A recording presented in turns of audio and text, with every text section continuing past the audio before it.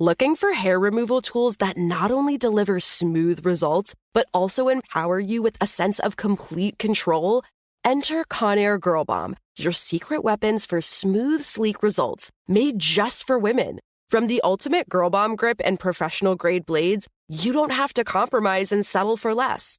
Conair Girl Bomb equips you with the precision and power previously reserved for men's grooming tools. So take your hair removal routine to the next level with Conair Girl Bomb. Available at ConairGirlBomb.com or a retailer near you. Residents at Brightview Senior Living Communities enjoy enhanced possibilities, independence, and choice. Brightview Dulles Corner in Herndon and Brightview, Great Falls, offer vibrant senior independent living, assisted living, and memory care services through various daily programs and cultural events. Chef-prepared meals, safety and security, transportation, resort-style amenities, and high-quality care. Everything you need is here. Discover more at brightviewseniorliving.com. Equal housing opportunity. Hey everyone, it's Ted from Consumer Cellular, the guy in the orange sweater, and this is your wake-up call. If you're paying too much for wireless service, you don't have to keep having that nightmare. Consumer Cellular has the same fast, reliable coverage as the leading carriers for less. And for a limited time, new customers receive their second month free when they sign up and use promo code MONTHFREE by May 31st. So why keep spending more than you have to? Seriously, wake up and call 1-888-FREEDOM or visit consumercellular.com. Taxes, fees, and other third-party charges will apply. See website for additional details. Your future in business is bright, and nothing's going to get in your way. Take the next step and get a glimpse into what life is like as an executive MBA student at the Robert H. Smith School of Business. The Robert Smith School of Business Executive MBA for a Day event is Saturday, May 18th. Network with current students and alumni and see how the Smith EMBA leads to an unstoppable career. Don't delay. Register today at go.umd.edu/EMBA Day. University of Maryland Robert H. Smith School of Business. Hello. From Wonder Media Network, I'm Jenny Kaplan, and this is Womanica. This month, we're talking about workers, women who fought for labor rights and shaped the way we do business today. They advocated and innovated to make the office, wherever it is, a more equitable place. A woman stands behind a podium in a crowded auditorium. She has short, gray, curly hair, large glasses, and wears a pink checkered top. The hundreds of audience members are restless. Cigarette smoke hovers above the crowd. Expect that most of you already know. The woman leans into the mic, and her Tennessee accent grabs the room's attention. I'm not a coal miner, as you well know, but I'm as close as I could be not to be one. My husband. She describes the pain the coal mining industry has brought to her family. And my husband and me was in the strike in the 30s in bloody Harlan County, and I do mean it is bloody, too. How important unions are, how lives are on the line. This tiny woman rattles with a focused anger. So I say, hang in there. The audience loves her. After a roar of applause, she pauses and announces that she'd like to sing them a song. Now, this song I composed in the 30s. She begins to sing, her voice twangs like a banjo. And after a verse, people in the audience begin to sing along, too. Which side are you on? Which side are you on? Which side are you on? Which side are you on? Today we're talking about Florence Reece, a woman who dedicated her creative work to coal miners' rights. Florence was born in 1900 in a Tennessee coal camp.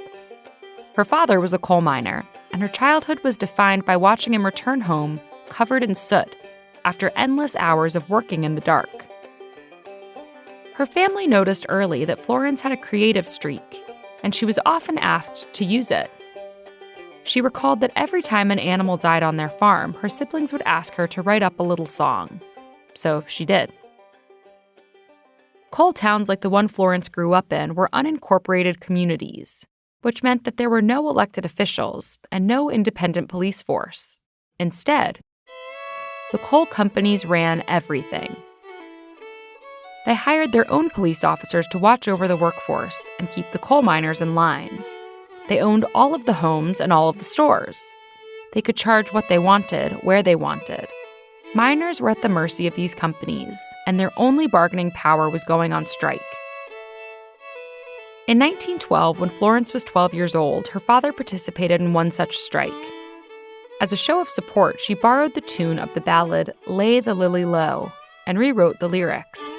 She sang about the miners risking their lives miles underground. Soon after the strike, Florence's father died in a mining accident. Her mother never got a dime, not even for the funeral. The family was plunged into darkness, but a new man was about to come into Florence's life. When she was 15 years old, she met her future husband, Sam Reece. He was also a coal miner, and Florence's mother forbade the union. She didn't want Florence to deal with the hardship of being a coal miner's wife. But Florence, hopped up on teenage love and hormones, ignored the warning.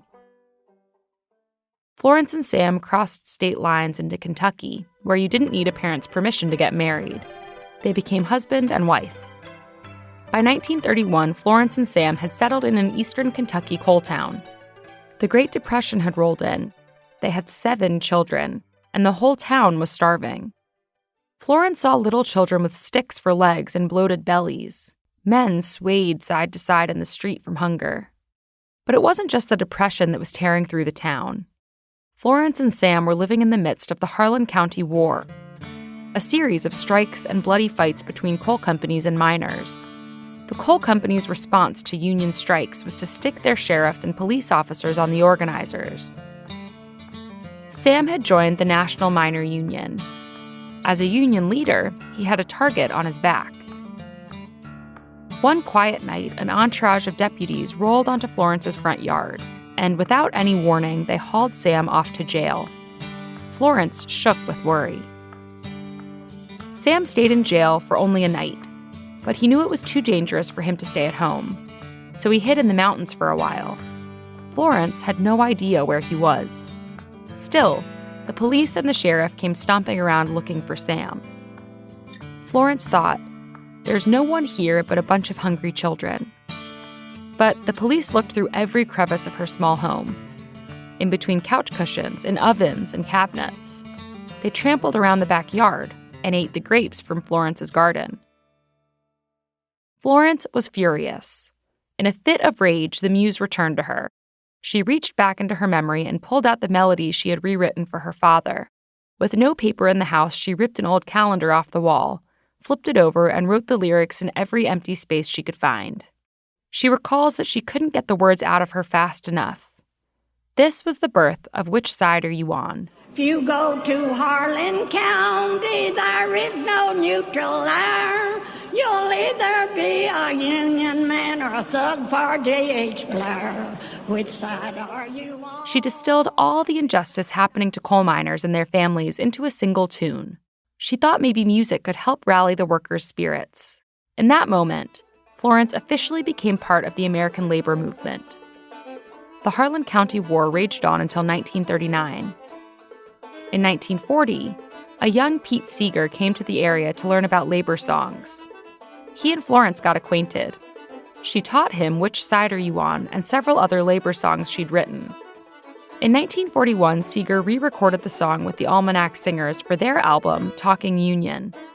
The album was a collection of working man songs and was so culturally significant that it was selected by the Library of Congress and added into the National Recording Registry. Which Side Are You On is the album's closing song. The song grew in popularity and is officially known as the anthem of the American labor movement. What was once a childhood song was now the heartbeat of strikers across the country. Throughout her life, Florence continued to churn her rage into music and poetry. She could always be found talking about the unions at the front of a picket line, or in the line for the grocery store. She said, "I can't write love songs and things like that, but I want to write for the workers, for the people to get food and housing and medical care. That's what I want. That's what I want to write."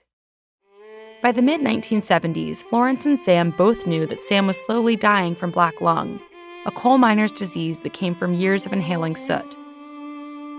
Sam died in 1978. In her grief, Florence was moved to write another collection of poems and stories called Against the Current. Florence and Sam were married for 64 years. Florence lived just 8 years longer than Sam. She died from a heart attack in 1986 at the age of 86. Yet her legacy still reverberates in the workers' movement. Which Side Are You On has been covered by numerous artists, from Natalie Merchant to Peter, Paul, and Mary, and has been translated into other languages. Florence may no longer be with us, but the battle lives on.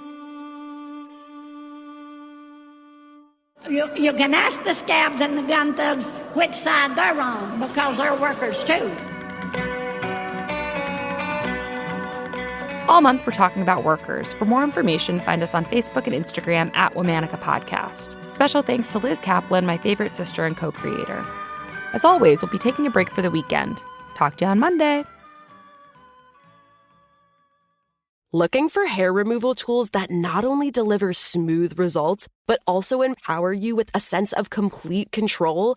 Enter Conair Girl Bomb, your secret weapons for smooth, sleek results, made just for women. From the ultimate Girl Bomb grip and professional-grade blades, you don't have to compromise and settle for less. Conair Girl Bomb equips you with the precision and power previously reserved for men's grooming tools. So take your hair removal routine to the next level with Conair Girl Bomb. Available at ConairGirlBomb.com or a retailer near you. Residents at Brightview Senior Living Communities enjoy enhanced possibilities, independence, and choice. Brightview Dulles Corner in Herndon and Brightview, Great Falls, offer vibrant senior independent living, assisted living, and memory care services through various daily programs and cultural events. Chef-prepared meals, safety and security, transportation, resort-style amenities, and high-quality care. Everything you need is here. Discover more at brightviewseniorliving.com. Equal housing opportunity.